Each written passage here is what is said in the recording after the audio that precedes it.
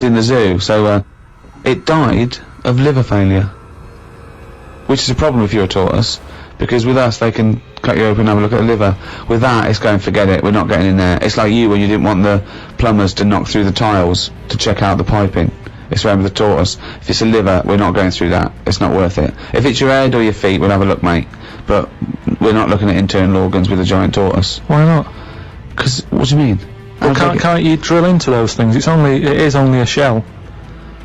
That is easier to replace than skin. Carl, I was joking. You can't do a liver operation on a tortoise. Why not? It's got all the same parts, hasn't it? All the same body parts and that. Well, I think that's the point. Well, not really, but yeah, it's but better ones in a way, because they live longer. If they can live 250 odd years, our art can't do that. No. Which is what I say about our tortoise has got it right in a way, that it's taking its time on everything. We're rushing about, getting stressed out. That's just, you know, getting on with it. It's not rushing. It eats healthy, doesn't it? It eats lettuce and stuff. Yeah. So that's probably doing it right, but to be honest, it's too much. I wouldn't want to live 250 years. Just eating lettuce. Let's not forget that all the tortoise does is eat lettuce. It's not like it's jet skiing weekends and then getting its lettuce on a Monday. That's all it does, is eat lettuce. Yeah. And that appeals to you, does it? No, I'm just saying that it must be doing something right, though. Of course it's doing something right. Because it's living 250 years. But all animals do something right, however long they live. Mayflies live a day, but they're doing something right. Well, they're not, are they? They haven't got a chance to learn how to do it right, and then they're dead. It's, you know, that's from one extreme to another, isn't it? That just seems a bit mental to me, that, living a day. I wouldn't bother, so forget it. Could you be bothered? You don't, just as you get to know someone. Yeah, another mayfly. Yeah, but I'm just saying, if we had that, if that's how we lived our lives, you wouldn't have a chance to make a mark or anything, would you? It's just... Would you try and pack a lot in that day? Disneyland, whatever? No, I prefer to make it miserable, so I don't miss it, if you know what I mean. But I was thinking the other day about, you know, your body and everything, because it is amazing, isn't it?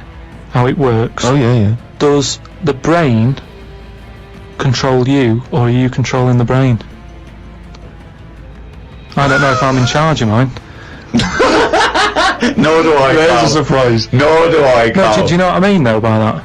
Does the brain control you, or do you control the brain? Like, don't you ever sort of think sometimes, say if you're making... But you are the brain. No, but I was making a shopping list, right? Going, right, I need some rice, kidney beans, and I thought I had everything, and I sort of was rolling up the paper, and then something went, oh, an onion. Your brain did something that. went an onion, was it Suzanne? No, well, my brain sort of went, you forgot something. Yeah. I didn't think I'd forgot. No, you are your brain. No, but don't you understand? The brain, my brain was in. I was in control of my brain when I was writing down rice and kidney beans. But you're not in charge of the onion. That's another part of the brain that's in charge of the onion. The onion sector. Yeah. No, but I put the paper away, putting my coat on, ready to go and get the rice. Yes, but your onion lobe kicked in. What? So you put the paper in your pocket, you got the coat on, then you just suddenly hear. Then it was just like onion. Like, yeah, I'm not even thinking about that shopping list. It's in my pocket. I'm thinking, do I need my gloves? It's cold out. Yeah. Suddenly, onion, and it was like, oh yeah, onion. Yeah, I had to get the paper out. So what I'm saying is, who's in charge? The brain, the mind, the brain is the... What are you doing? Who's in charge? That's just, you forgot the onion and then you remembered the onion. You must have forgotten things in the past. No, but not like that, not where... Like, it just made me think, that was weird, who reminded me of that? You did! Yeah, but I'm not... No, you are your brain. It's not like there's you, then there's a brain, then there's an extra one looking down at it, you know, the meta brain, the thing above it. No, but your brain... How does your brain work? You give it information, don't you? Well, it takes... Do you mean you give it information? If I sat in a room with nothing, not feeding it anything, he wouldn't know anything. No, but there's this thing that there's two yous. It's this thing that there's Carl and Carl's brain. Yeah, there's not a duality in this. If you go, come on, now think. That's the brain saying that to itself. It's not. There's not two people in there having an argument, come on, brain. And the brain's going, oh, don't you start, I was thinking then. And the other thing's going, brain, onion. And the brain goes, Carl, onion. You are your brain. If you are anything, you are your mind, your brain, your collection of memories, your personality. You're not what you look like. Does that answer your question, Carl? What do you think of then? You were thinking of a tortoise on a skateboard then when I did that last sentence, weren't you? I, like you, Rick, I'm always annoyed and embarrassed when we have to concede something to Carl. And it seems now each week I look on the emails that we've got, and once again someone has found some evidence to support some of the nonsense that Carl has come out with. Now, you remember we were talking about his concept of putting a giant mirror on the moon, because why should we have to go into space? Then we could just look up at the moon and we'd see the Earth reflected back at us, and we'd think, ah, that's the Earth. Isn't it great? I can't see myself backing down on how ludicrous this is. No, indeed. Although, someone, I think they're really being very picky. They were picking you up on a technical point, because I think one of your criticisms was the idea that the moon is moving and thus the mirror would, be absent from view for some time. Although people have been claiming that the moon, there's always the same face of the moon that's shown to us. There's always the same side of the moon is always visible to Earth. That's when they talk about the dark side of the moon. It's not just light. It's the fact that we can't see. It's the other side of the moon. No, but we move, so it's not always present. Well, no, but it would always be present to someone on Earth. Yes, I know. Right, this is the thing. These people don't know what I know. I know that Carl is thinking of looking up there and seeing himself looking back. That's what he's hoping. Like when you're going along in a car and you see a shiny building, you go, oh, that's my car. And you wait. That's what he's hoping to see. He's not doing it to gauge the speed of light and think and change like that. He's not doing that. He wants to look up through a telescope and wave. Yeah. That's what they don't realise. I know what he's thinking. Do you want to respond, Carl? He's got the problem with the moon is. Here's a statement. The problem with the moon is ... Yeah. The problem with the Earth is there's too much water. Yeah. No, the moon. It's been around ages, hasn't it? Yeah. But it's got no history. It's got nothing to show for it. Just a load of old rocks and stuff. Yeah. And for me, history is created by stuff happening on it. So really, the moon, even though it's old, in a way it's new, because it's untouched and that. But we don't go to the moon to visit museums or arcades. No, but say like historical landmarks. Henry VIII, right? You watch Antiques Roadshow or whatever, and some woman goes, "Oh, this plate you've got, this was Henry VIII's," and as you can see the knife has some chicken on it, right? And you go, "Oh God, yeah, that's amazing." Then someone goes in and goes, "Here's a plate of Henry VIII's, but it hasn't been used, it's still in the box." You'd go, "Well, it's not as good, that." It's got no history. No, because very often on the Antiques Roadshow, they have Henry VIII's plate with a bit of chicken on it. They kept that. Don't throw that away. Why? Arthur Negus are like that in a few hundred years' time. No, but do you understand what I'm saying? Things are only good if stuff's happened on it. The moon, you're up there, you're having a look, you're going, no one else has even been here. But you go to the moon for research purposes, for scientific research. There, Steve. What do you mean there's nothing there? They're examining the soil and the environment and the air. It's just a lot. Well, they're not doing that, are they? They're just not doing that. Well, they're not, are they? Because last time they went up, they were playing golf or something. There's golf balls up there that they've been whacking about. What sort of research is that? That's what I'm saying. There's nothing up there, so why else would you go all that way and go, oh, nothing here. Fancy a knockabout? Why are they knocking golf balls about if there's really important stuff to look at? You don't see people in museums going, fancy having a knock some golf balls about? No, I'm looking at this vase. Oh, right, that's interesting. But on the moon, nothing. Nothing to look at. What other games have you brought? That's what I mean.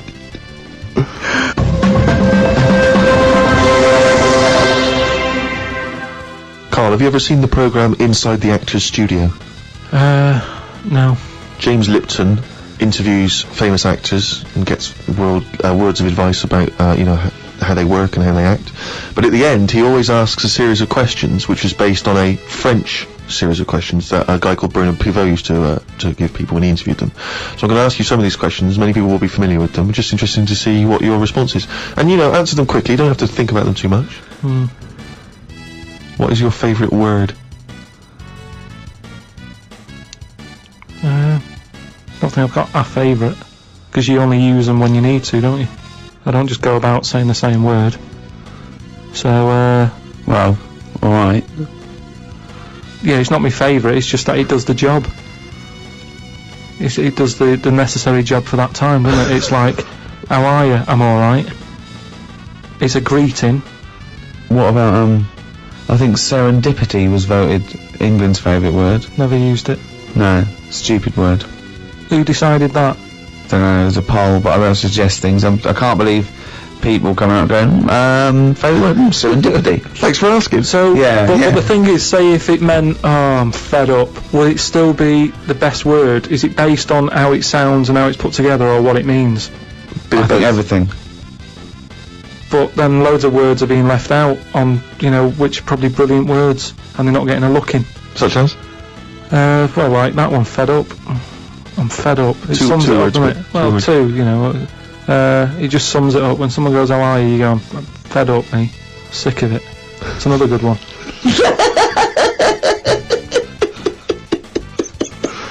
Oh, we get to it. Come on, some of your other favourites, right? I've had enough.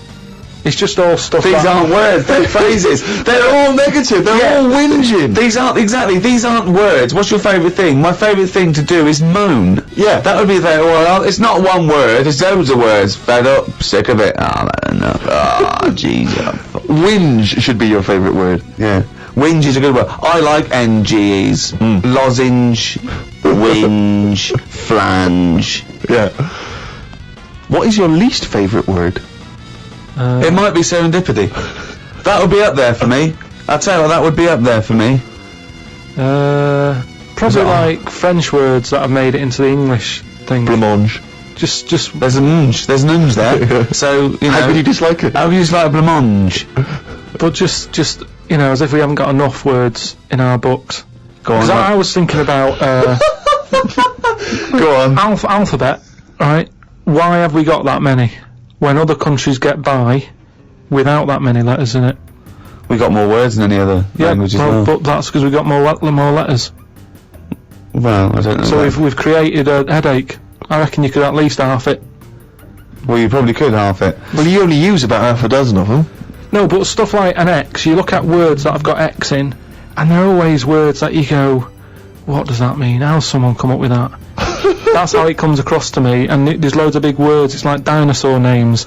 It's like, well, look, nobody was about when they were knocking about, so let's You've make learned up that some. at least. Let's make up some names for them using the letters that hardly get used. They've all got Y's and X's in them. Yeah, they have, yeah. That's what I'm saying. It's like, well, let's use it for that. Yeah. So you just, it's not so much what is your least favourite word, you just don't really like most of the words. Just cut down the words. Stop adding new words. I get by, I don't know how many words there are in the world, but I reckon I hardly use any of them. Well, I'll tell you what, this year's word must be podcast.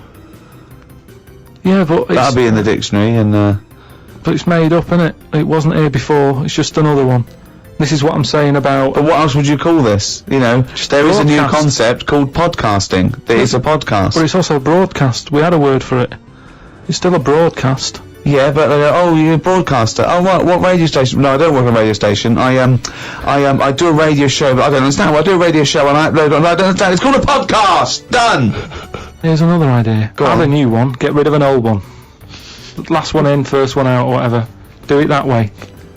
That's a good way. What would you get rid of then? So we've brought in podcast this year, but what word would you lose? Well, what's the name?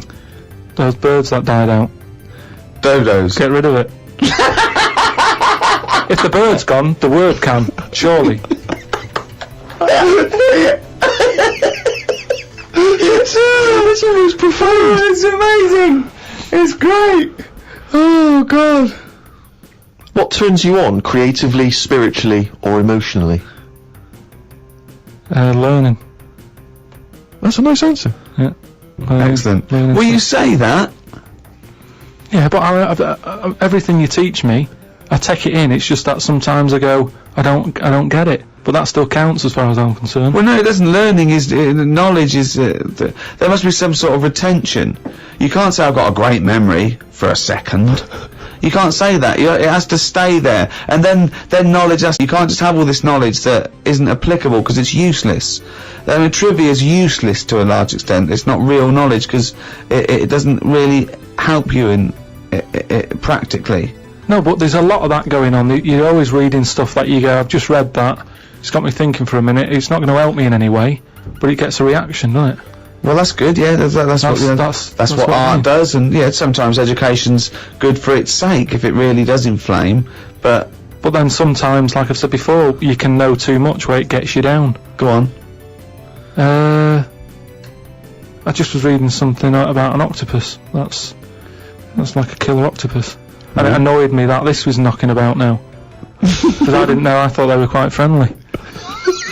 Whenever you see them in cartoons and that, they're always happy, aren't they? And then suddenly, like, they've sort of brought the whole sort of creature down. Do you know what I mean? No, what do you mean?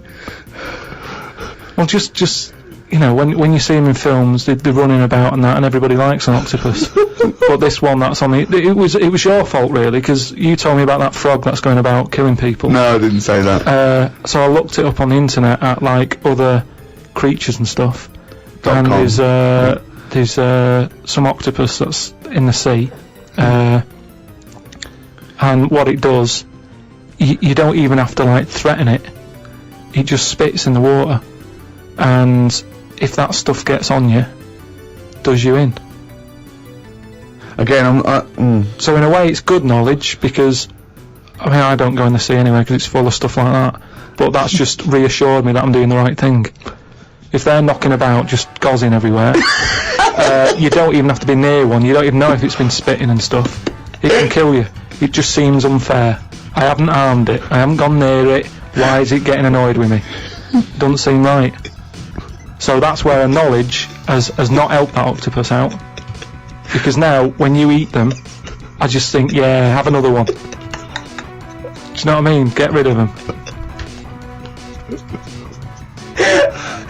another conversation with himself. Another conversation with himself. What is your favourite curse word? I don't think I do anything like that. I think people can tell by my face when I'm like fed up. Well, they know you're fed up because you're always whinging. I don't think I've got one. Knobhead. That sums everything up, and I think it's. But you wouldn't call your nan a knobhead, would you? What would you call a nan? But she didn't do anything to annoy me that much. But if she did, what would you say? If she really annoyed Well, you? knobhead's alright, isn't it? Because she sort of gets it. It's one of them things that everybody understands, but it's not too offensive. Right. What a knobhead. Alright, you're getting into this, aren't you? So that sums it up. But I don't really. Do you need one of them? What's that doing for you? It's better to think, innit? Like, okay, I've just slagged off that octopus, but at no point was a effing and jeffing about it. You know how annoyed I am with it. I don't have to start swearing about it, and that's. What would you do though if you were swimming, right? It was a nice little thing, you're on holiday, right? And there's this octopus there, and you're going around, right? And you just see it start spitting at you, poison. What would you say? Well, it's too late then, isn't it? And I'd kick it, and I'd say, you knobhead. I would, but what's the point? What's the point in getting annoyed now? Because it's done its stuff, hasn't it? He's kicking and committing knobhead under the water. What is this octopus thinking? Oh God!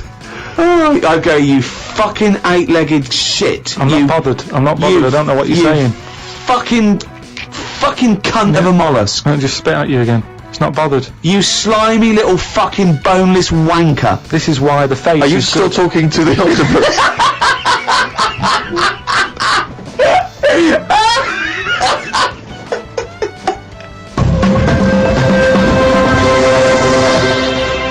Oh, I don't believe it. He's written it down.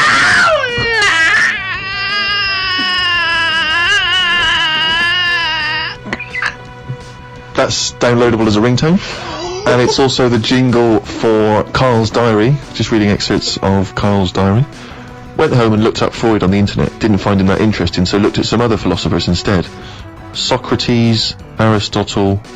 Why have you just listed some philosophers? Just to show that I'm learning. Well, that's not learning. That's just learning their names. That's a list. you might as well write 1 to 100. Yeah, but if someone says, "Oh, what's your favourite philosopher?" I'll go, "Hang on a minute," and I've got them written down. But why you can't just Wait a pick minute, I'll one? go home, get my enormous diary out. Yeah, get a wheelbarrow, bring in my workings, and say one of the names I've written And down. when they say, well, why do you like him? Yeah, why do you just run away? I noticed you put Socrates first. Why is he your favourite philosopher? You throw the diary at them and leg it.